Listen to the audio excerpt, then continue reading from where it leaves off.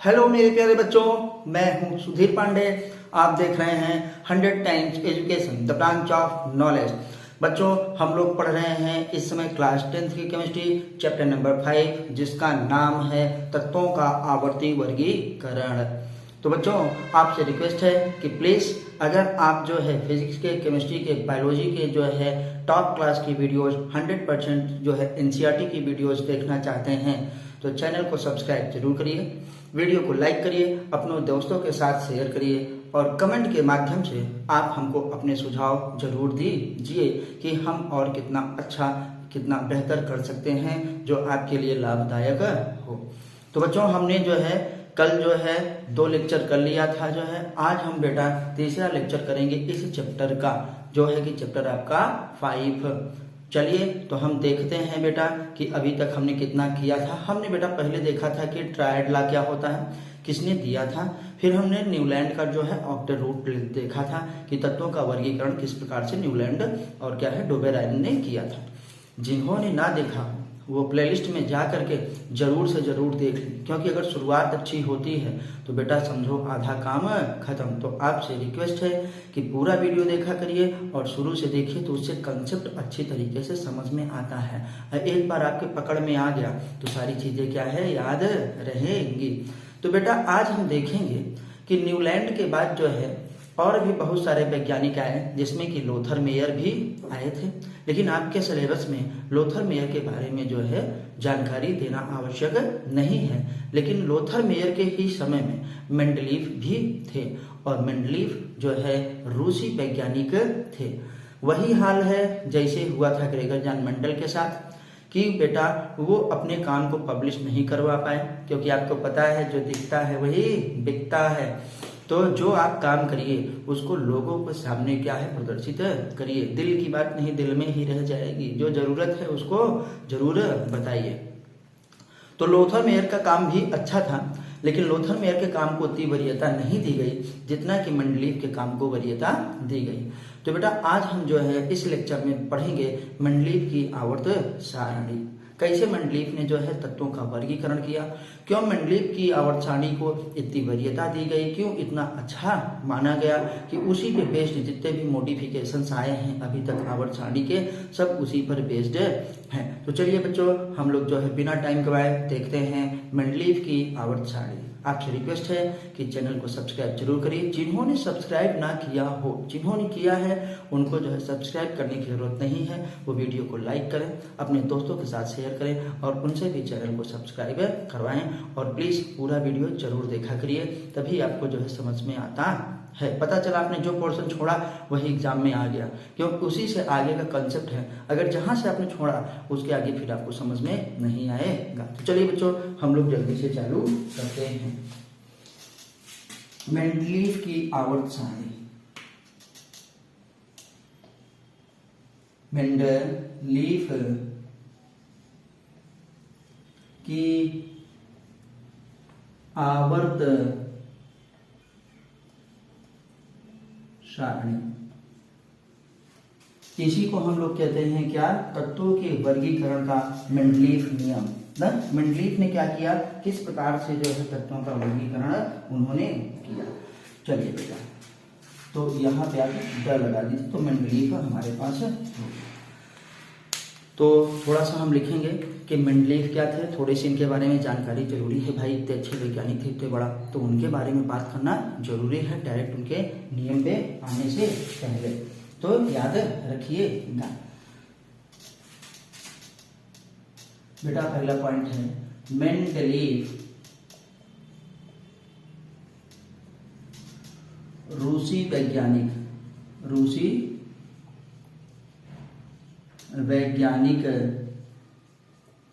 थे। पहला पॉइंट बेटा।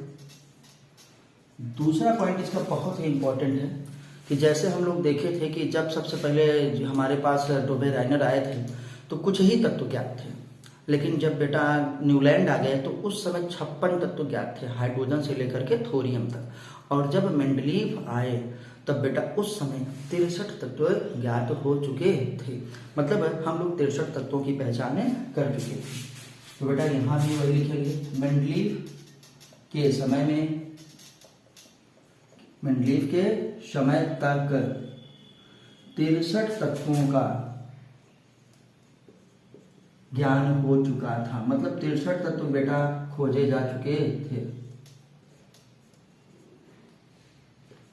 हो चुका था।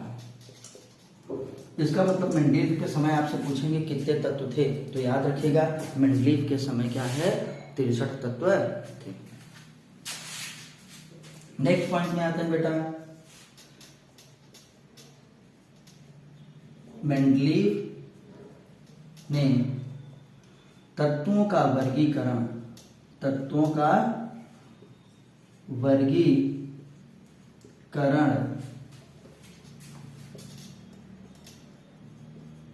भौतिक एवं रासायनिक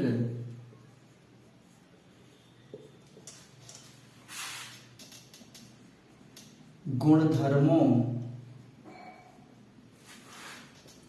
के आधार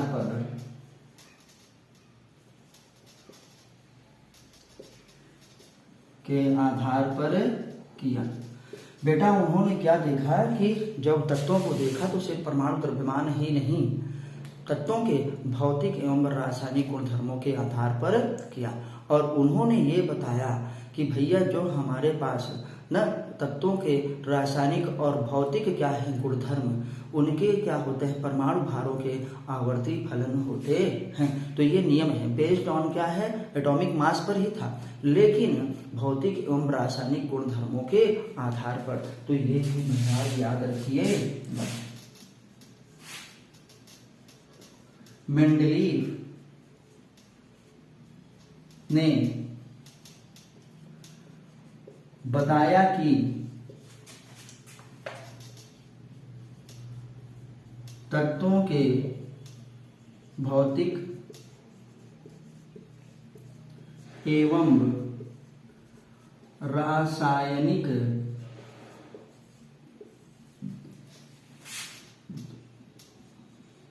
गुणधर्म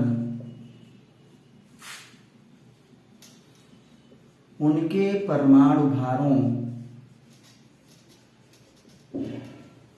भार है बेटा ये मेरा भारों के आवर्ती फलन होते हैं,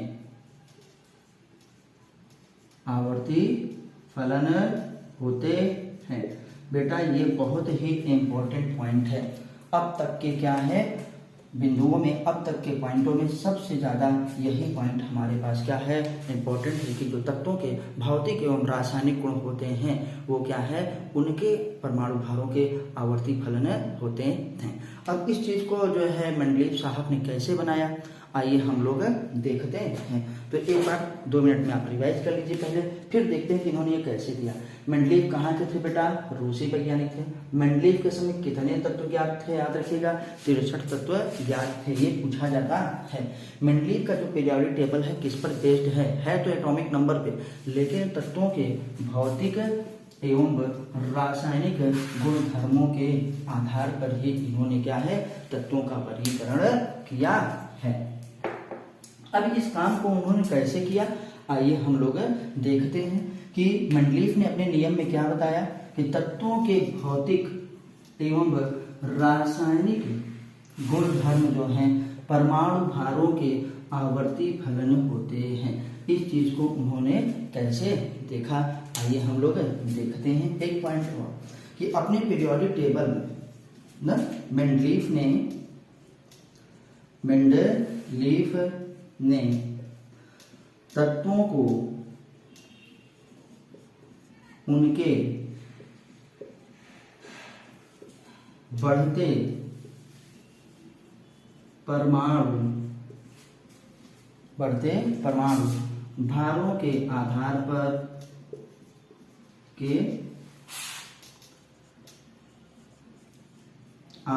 पर व्यवस्थित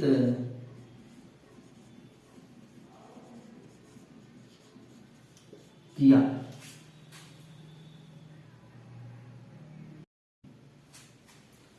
तो बच्चों हमने देखा कि जब मेंडलीव साहब ने क्या किया, तत्वों को उनके बढ़ते परमाणु भारों के आधार पर व्यवस्थित किया। तब उनको पता चला कि भैया क्या परमाणु द्रव्यमान और क्या है तत्वों के भौतिक और रासायनिक गुण में क्या है कुछ संबंध है, क्या है रिलेशन है। और उन्होंने कौन सा संबंध तक बताया, यही वाला संबंध हमको बताया कि भैया ये क्या होते हैं, तत्वों के भौतिक एवं रासायनिक गुणधर्म उनके परमाणु भारों के आवर्ती फलन होते हैं। इस पॉइंट को याद रखिएगा। ये बात कब पता चली, जब मेंडलीव साहब ने तत्वों को जो है क्रमशः धीरे धीरे क्या है उनके बढ़ते हुए परमाणु भारों के आधार पर रखना प्रारंभ किया। तो उन्होंने देखा कि कुछ समय बाद न एक निश्चित अंतराल पर क्या होते थे, समान गुणधर्म वाले तत्व पुनः आ जाते थे। तब उनके विचार में ये आइडिया आया कि अरे भैया ये का है, ये तो ऐसा हो रहा है कि जब परमाणु भार बढ़ रहा है न, लेकिन उनके में समानता है किसमें, भौतिक और रासायनिक गुण में। तो उन्होंने ये कहा कि बताइए तत्वों का जो द्रव्यमान होता है वो उनके भौतिक एवं रासायनिक गुणों से संबंधित होता है। तो उन्होंने नियम, इस वीडियो को जल्दी से लाइक कर दीजिए, जिन्होंने सब्सक्राइब ना किया हो सब्सक्राइब कर दें, क्योंकि हम आपको बहुत ही अच्छी चीज़ बताने वाले हैं। ध्यान से सुनिए। अगर आपको कभी भी आज तक पीरियोडिक टेबल नहीं समझ में आया होगा तो बेटा मेंडलीव की पीरियोडिक टेबल समझ लेंगे तो सब कुछ समझ में आ जाएगा। क्योंकि मुख्य श्रेय किसको जाता है तत्वों के वर्गीकरण का, मेंडलीव को ही जाता है। दिमित्री क्या है, इवानोविच मेंडलीव को जाता है, याद रखिएगा, रूसी वैज्ञानिक। तो यहाँ से हम हटाते हैं थोड़ा ये पॉइंट, हम लोगों को जो है तीसरा पॉइंट अभी लिखा रहेगा जो कि बहुत ही इंपॉर्टेंट है।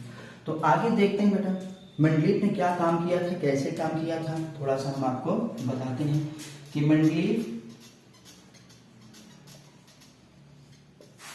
ने 63 कार्ड लिए, मेंडलीव ने 63 कार्ड लिया था। उन कार्डों पर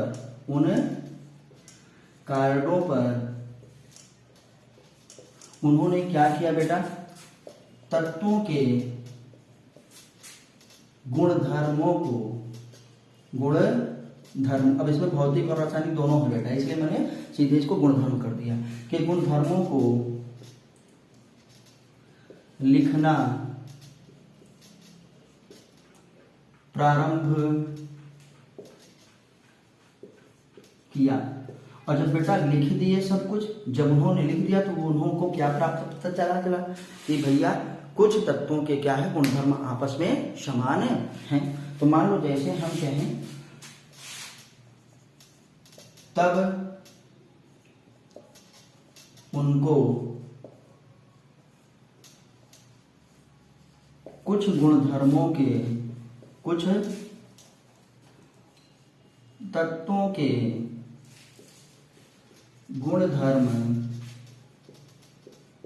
समान मिले। जैसे बेटा हम लोग भी कुछ करते हैं, कुछ चीजों को संग्रह करते हैं, निमंत्रण लिखते हैं ना, घर का सामान लाते हैं तो क्या है पेपर में कॉपी से लिख करके वो करते हैं।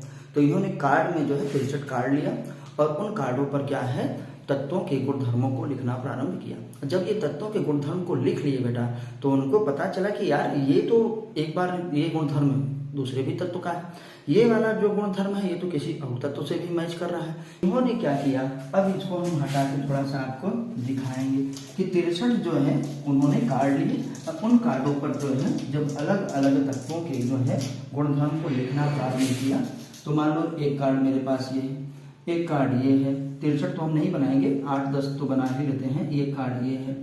इस तरीके से कार्ड है। जैसे हम लोग भी अब भी जो है कार्ड में लिखते हैं, कल जो पेपर आते हैं चीज़ों को याद करने के लिए अलग अलग लिख देते हैं। तो बेटा ये इस प्रकार से हम लोगों के पास है कार्ड है। तो इन्होंने जो है इन कार्डों पर क्या किया, इनके गुणधर्म को लिखा। हम जैसे गुणधर्म बताएंगे कि ये क्या होता है बेटा, ठोस होता है, चमकीला होता है, ठीक, ये क्या है ठोस है, ये ठोस है, बस आपको उदाहरण की तरह से समझा रहे हैं न, काला है। अब इसे जैसे कहें कि ठोस है न, लाल है। और जो है फिर से जब चौथा किए तो ये क्या आ गया बेटा, ठोस है, सफेद मतलब चमकीला है, इस तरीके से उन्होंने जो है सभी कार्डों पे लिख लिया। और उनको ये पता चला कि भैया कुछ जो है इसका और इसका गुणधर्म क्या है, समान हो रहा है, इसका गुणधर्म क्या है, समान हो रहा है, इसका इसके साथ क्या है, गुणधर्म समान हो रहा है, दो स्टार देखो तो समान हो रहा है, इसका जो है इसमें 3 स्टार बना दे रहे, देखो इसका और इसका गुणधर्म क्या है, समान हो रहा है। तो इन्होंने क्या किया कि समान गुणधर्म वाले तत्वों को जो कार्ड में लिखे थे उन सभी कार्डों को उठा करके जो जिसके साथ समानता दिखाता था उसी के साथ अटैच करके, जैसे हम लोग क्या है पेपर अलग अलग करते हैं, अलग अलग पेपर करके फिर उसमें पंच मार दिए।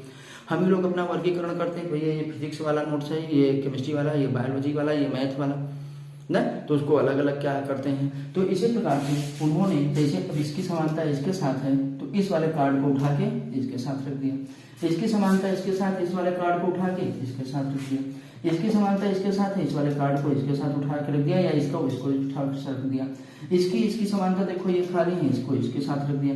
तो ऐसे वो जो है 63 के 63 तत्वों को जो है एक साथ जो है जिसकी समानता होती थी उसको एक साथ रख करके और पिन में क्या है चिपका करके दीवार पर उन्होंने टांग दिया।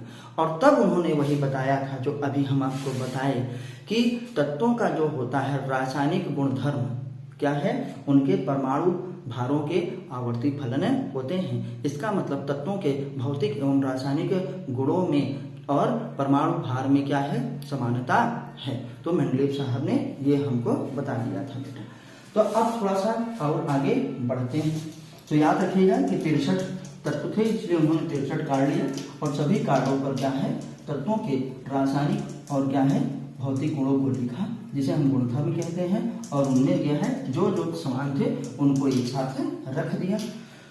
तब जो है मेंडलीव साहब ने अपना खुद का पीरियोडिक टेबल प्रस्तुत किया। अब हम मेंडलीव की पीरियोडिक टेबल को बनाने जा रहे हैं। तो आपसे ये पूछा जाएगा तो बेटा तो चलिए बच्चों हम लोग जो है मेंडलीव की पीरियोडिक टेबल को बना रहे हैं। तो मेंडलीव के साहब की पीरियोडिक टेबल में क्या थे बेटा, 8 जो है ऊर्ध्वाधर पंक्तियां थी, जिन्हें हम लोग क्या कहते हैं, ग्रुप्स कहते हैं, समूह कहते हैं। ऊर्ध्वाधर पंक्तियां का मतलब ये जो खड़ी खड़ी पंक्तियां 1 2 3 4 5 6 7 8। तो बेटा उन्होंने जो है ग्रीक वर्ड में जिसे हम लोग रोमन कहते हैं उसमें उन्होंने डिवाइड किया था कि ये एक समूह एक, ये क्या है समूह, तो ये समूह क्या है बेटा 3, ये समूह क्या है 4, ये समूह हमारे पास 5, ये समूह बेटा 6, ये समूह बेटा क्या है 7 और ये समूह क्या है हमारे पास है 8। तो उन्होंने क्या किया था कि ये जो हमारे पास खड़ी पंक्तियां हैं उन्होंने उसको समूह कहा था। अब तक वो ऐसे ही चले आ रहा है। और मेंडलीव की पीरियोडिक टेबल में ये जो है 6 ऐसी पंक्तियां थी जो कि क्षैतिज थी। क्या थी? क्षैतिज। क्षैतिज का मतलब आप जानते हैं हॉरिजॉन्टल ना, ऊर्ध्वाधर का मतलब वर्टिकल जो खड़ी खड़ी। तो ये 6 थी, 7 नहीं थी, याद रखिएगा उस समय 7 नहीं थी, कंफ्यूज मत होइएगा। कुछ बच्चों के दिमाग में आ रहा होगा कि 7 क्या है, हमारे पास 36 पंक्तियां होती हैं, लेकिन मेंडलीव के टाइम पे बेटा केवल 6 36 पंक्तियां थी, जिसको उन्होंने पीरियड्स नहीं कहा था, आवर्त नहीं कहा था, उन्होंने उसे सीरीज कहा था, श्रेणी कहा था। आप अपनी एनसीईआरटी की बुक में देखिएगा वहाँ पे सीरीज श्रेणी लिखा है। तो एनसीईआरटी का मेन सिलेबस पढ़िए बेटा, एनसीईआरटी बेस्ड नहीं। तो बेटा कितने 6 पंक्तियों में उन्होंने डिवाइड किया था। तो ये हमारे पास कितनी 3 हो गई, 1 2 3, ये बेटा क्या है हमारे पास 4, और एक लाइन हम और ऐसे खींच दें तो 5 और क्या हो गया 6 हो गया।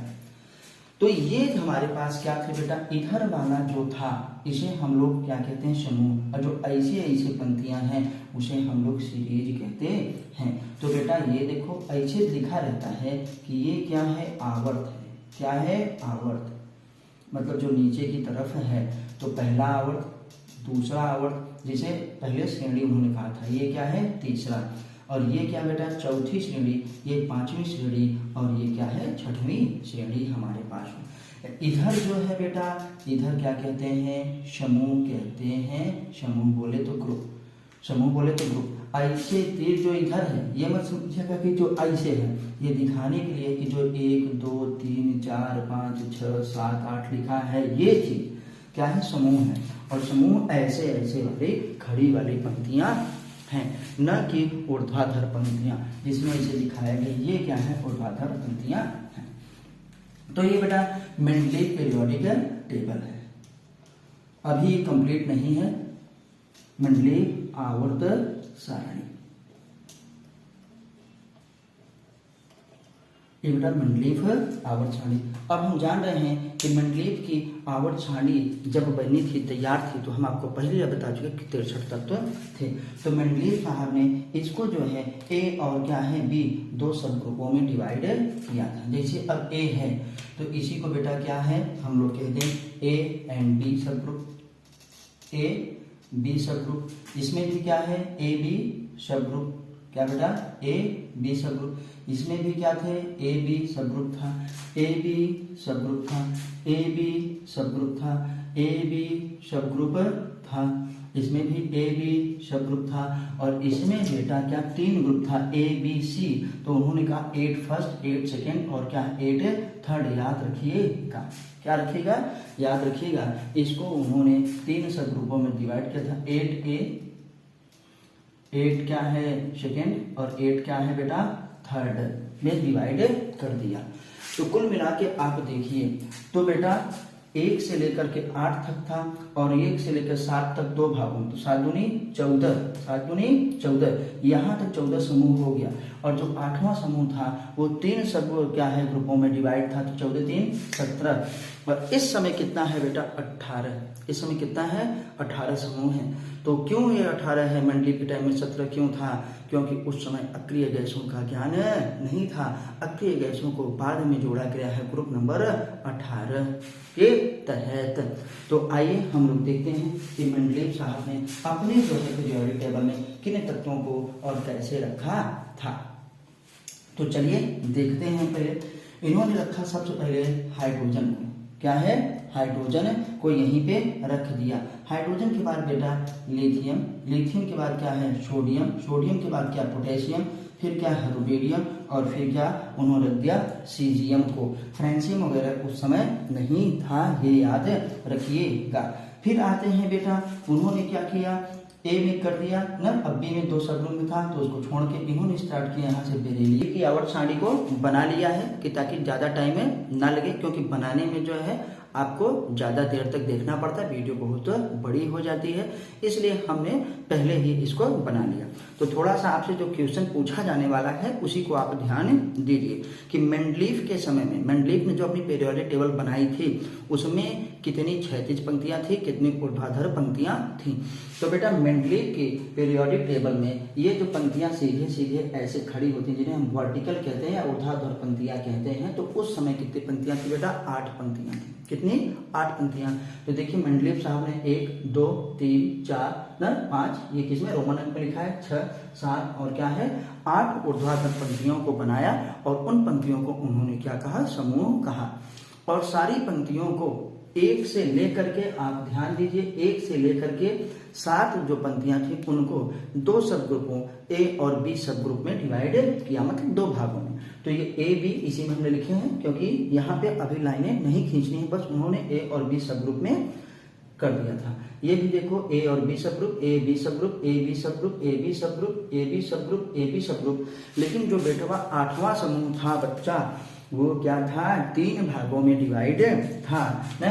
8 फर्स्ट, 8 क्या है सेकेंड और 8 क्या है थर्ड। ए बी सी नहीं, 8 फर्स्ट 8 सेकेंड और क्या है 8 थर्ड में उन्होंने डिवाइड किया। तो कुल मिलाकर के आप देखिए कि कितना हो गया हमारे पास समूह 17 समूह हो गए। यहाँ 2 दूनी 4 2 3 6 2 4 8 2 5 10 2 6 12 2 7 14 और ये 3 भागों में डिवाइड है 1 2 3, तो 14 3 क्या हो गया बेटा 17। तो उन्होंने क्या किया था 17 समूहों में, मेन समूह उनके कितने थे 8, अब उन्हीं 8 को उन्होंने ए बी सब ग्रुप में और 8वें को बेटा 3 समूहों में उप समूहों में विभाजित कर दिया था। और इस समय पीरियोडिक टेबल में कितने समूह हैं, लॉन्ग फॉर्म पीरियोडिक टेबल में 18 समूह हैं। तो इससे ये भी पता चला कि उन्होंने मेंडलीव ने क्यों और नहीं जोड़ा था, क्योंकि उस समय हमारे पास अक्रिय गैसों का ज्ञान नहीं था, याद रखिएगा। फिर और आते हैं बेटा नेक्स्ट क्वेश्चन हमारे पास क्या है कि मेंडलीव के पीरियोडिक टेबल में कितने आवर्त थे। तो मेंडलीव के पीरियोडिक टेबल में बेटा उस समय 6 आवर्त थे। कौन कौन से वो हमारे पास आवर्त थे? पहला आवर्त, दूसरा आवर्त, तीसरा, चौथा, पांचवा और ये क्या है, छठवां। 7वां आवर्त नहीं था। और बच्चों मेंडलीव ने इसको आवर्त भी नहीं कहा था, मेंडलीव ने इसको सीरीज कहा था, श्रेणी कहा था, ये याद रखिएगा। तो मेंडलीव साहब का ये पीरियोडिक टेबल है जिसमें उन्होंने देखो हाइड्रोजन को रखा ना, लिथियम, सोडियम, पोटेशियम, रुबिडियम और सीरियम जो ऐसे रखा है ए वाले का। अभी बी वाले का मैंने नहीं लिखा है क्योंकि उसको लिखना जरूरी नहीं है, हम लोग लामफार्मा पीरियोडिक टेबल पढ़ते हैं इस समय। बस थोड़ा सा ये देखना है। दूसरे समूह के इस उप समूह में उन्होंने रखा था बेरिलियम को, मैग्नीशियम को, कैल्शियम को, स्ट्रोंटियम को और क्या है, बेरियम को। थर्ड समूह के बेटा उन्होंने ए वाले में रखा था बोरान को, एल्यूमिनियम को, गैलियम को, इंडियम को और क्या है, थैलियम को।